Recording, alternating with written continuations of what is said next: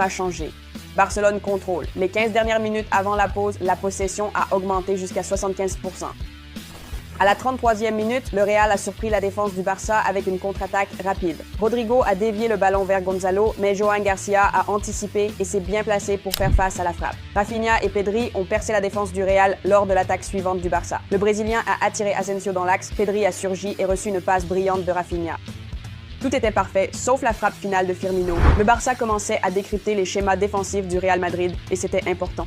Le but d'ouverture aurait dû arriver à la 35e minute. Firmino et Lewandowski ont mené une contre-attaque construite avec le bon timing de Lamine et la course de Rafinha dans l'espace. L'exécution était parfaite jusqu'à la dernière touche. Rafinha s'est rattrapé, Firmin a provoqué une perte de balle au milieu et a passé à un Brésilien marqué.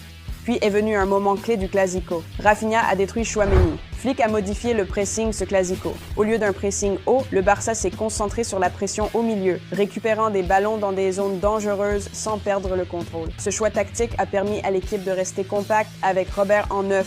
Belle action, Barcelone a continué à pousser. Yamal a battu Carreras et a créé une occasion pour Firmin, mais Courtois est intervenu. Quelques instants plus tard, Yamal a tenté sa chance à droite, mais le gardien madrilène a repoussé. Vinicius a ensuite marqué. C'était un échec défensif du Barça. On ne peut pas le laisser porter le ballon sur la moitié du terrain, ni laisser Koundé sans couverture. La facilité avec laquelle Junior a battu Kovacic a déclenché l'effet de domino. Vinicius n'avait pas marqué depuis 2 mois et demi, donc il avait faim.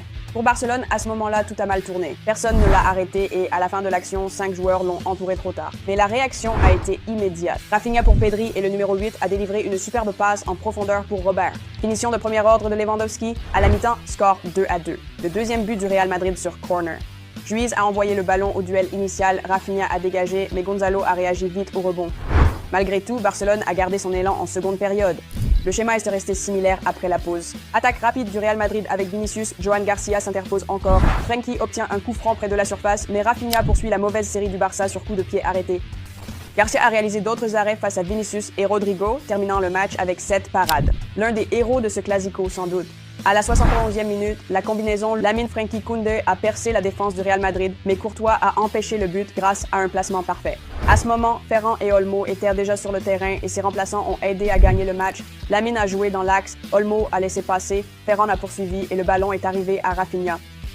Sa frappe a été déviée par Asensio et a fini au fond des filets. La chance a joué son rôle, mais la pression l'avait mérité. La passion et la détermination de Rafinha méritent une mention spéciale. Peu de joueurs du Barça tenteront cette frappe, surtout du pied faible.